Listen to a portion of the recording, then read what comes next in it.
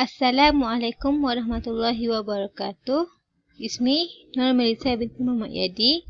Raqmu talabah 04494666. Hari ini saya akan menceritakan tentang analisis dan kritikan terjemahan surah Luqman. Saya telah memilih dua terjemahan, iaitu terjemahan Pimpinan Ar-Rahman oleh Abdullah Basmeh dan juga Al-Quran Tafsir Bil Hadis karya Bestari.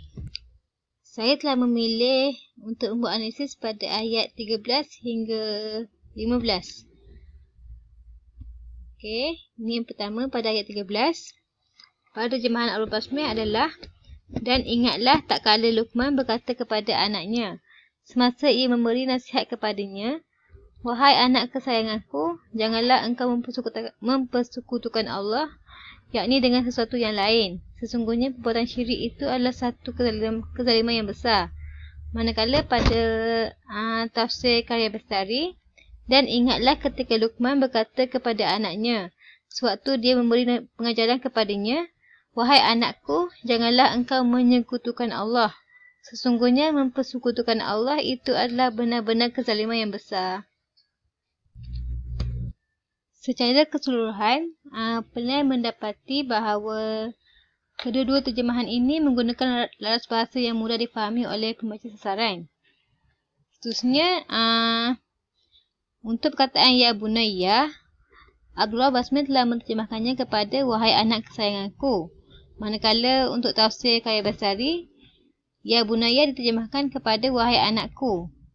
Di sini penilai berpendapat terjemahan Abdullah Basmeh adalah lebih tepat kerana Ya Bunayya di sini datang dalam bentuk tasghir yang bertujuan untuk at-tahabbub, iaitu menzahirkan kecintaan. Maka terjemahan Abdullah Basmeh adalah lebih terkesan dalam hati pembaca sasaran kerana di sini pembaca dapat menghayati kasih sayang yang ingin disampaikan oleh seorang ayah ketika menasihati anaknya.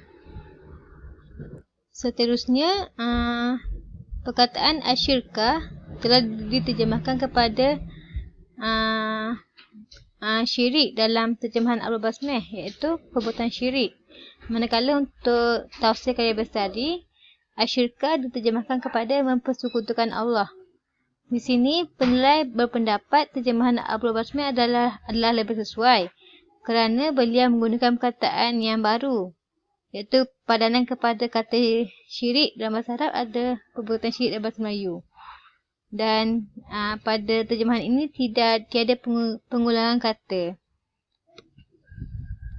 Okey, seterusnya ini adalah terjemahan penilai, iaitu, dan ingatlah ketika Luqman berkata kepada anaknya sewaktu dia memberi pengajaran kepadanya, wahai anak kesayanganku, janganlah engkau mempersekutukan Allah. Sesungguhnya perbuatan syirik itu adalah satu kezaliman yang besar. Okey, seterusnya untuk ayat 14. Untuk terjemahan Abdullah Basmeh, dan kami wajibkan manusia berbuat baik kepada kedua ibu bapanya. Ibunya telah mengandungnya dengan menanggung kelemahan demi kelemahan, yakni dari awal mengandung hingga akhir menyusukannya. Dan tempoh mencurahkan susunya ialah dalam masa 2 tahun. Dengan yang demikian, bersyukurlah kepadaku dan kepada kedua ibu bapamu. Dan ingatlah kepada akulah jua tempat kembalimu, yakni untuk menerima balasan. Manakala untuk tafsir karya Bestari, dan kami memerintahkan kepada manusia agar berbuat baik kepada kedua orang tuanya. Ibunya mengandungkannya dalam keadaan lemah yang sangat-sangat dan menyapihnya ketika usia 2 tahun. Bersyukurlah kepadaku dan kepada kedua orang tuamu. Hanya kepada aku kembalimu.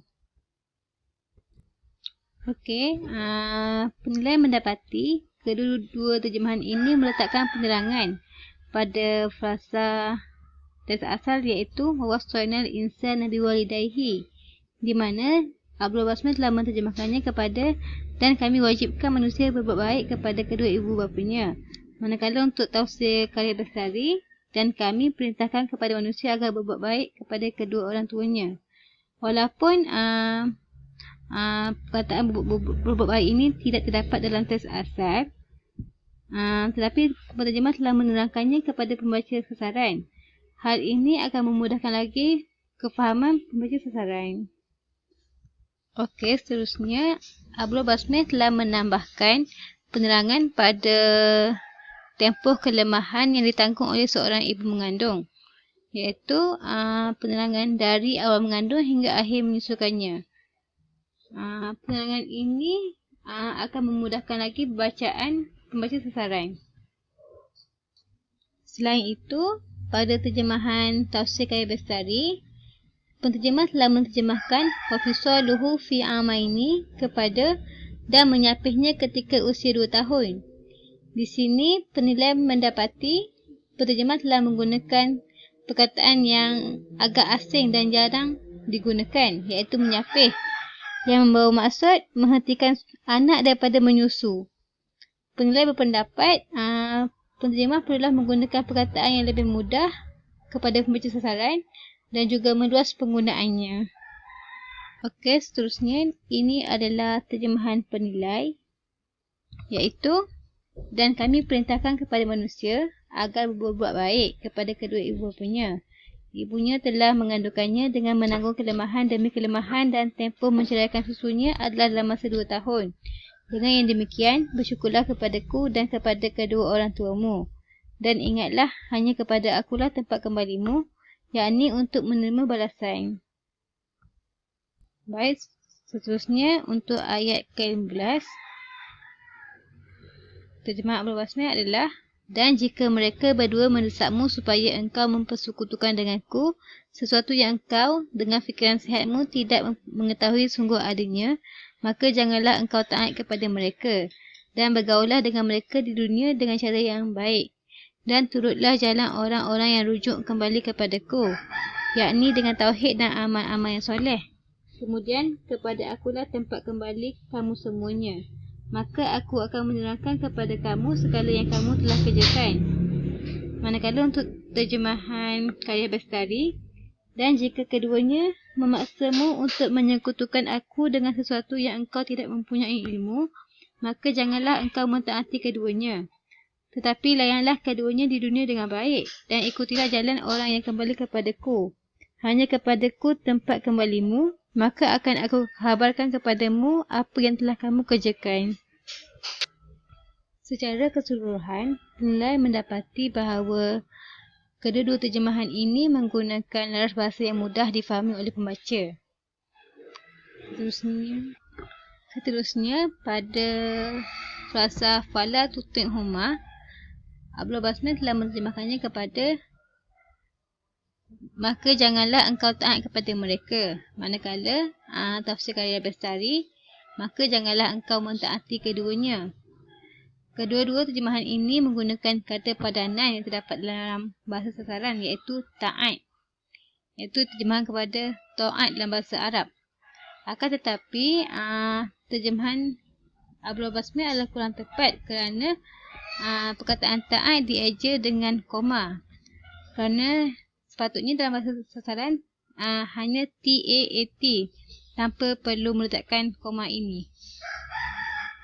Seterusnya, pada terjemahan Abdullah Basmeh, kata wattabi' sabila man anaba ilai telah diterjemahkan kepada dan turutlah jalan orang-orang yang rujuk kembali kepadaku, yakni dengan tauhid dan amal-amal yang soleh. Di sini penilai berpandangan bahawa perkataan rujuk ini tidak perlu diletakkan di dalam ayat ini kerana ia membawa makna yang sama dengan perkataan kembali. Hal ini akan menyebabkan terjemahan kelihatan kurang dramatis. Seterusnya, penterjemah telah menambahkan penerangan dengan tauhid dan amal-amal yang soleh. Penerangan ini membantu lagi kefahaman pembaca sasaran. Di samping itu, kedua-dua terjemahan di atas telah memecahkan ayat daripada teks asal kepada beberapa ayat dalam teks terjemahan, yang mana Abdullah Basmeh telah memecahkannya kepada 3 ayat, manakala Al-Quran Karya Bestari telah terjemahkannya kepada 2 ayat. Hal ini akan memudahkan lagi bacaan pembaca sasaran kerana ayat terjemahan tidak kelihatan meleret. Hal ini adalah sangat penting kerana jika terjemahan adalah panjang dan melerek, pembaca akan mudah terkeliru dengan kandungan yang ingin disampaikan. Okey, seterusnya ini adalah terjemahan penilai, iaitu dan jika mereka berdua mendesakmu untuk menyekutukan aku dengan sesuatu yang engkau tiada pengetahuan tentangnya, maka janganlah engkau taat kepada mereka dan bergaulah dengan mereka di dunia dengan cara yang baik. Dan ikutilah jalan orang yang kembali kepadaku, yakni dengan tauhid dan amal-amal yang soleh. Kemudian hanya kepadaku tempat kembalimu, maka aku akan khabarkan kepadamu segala yang telah kamu kerjakan.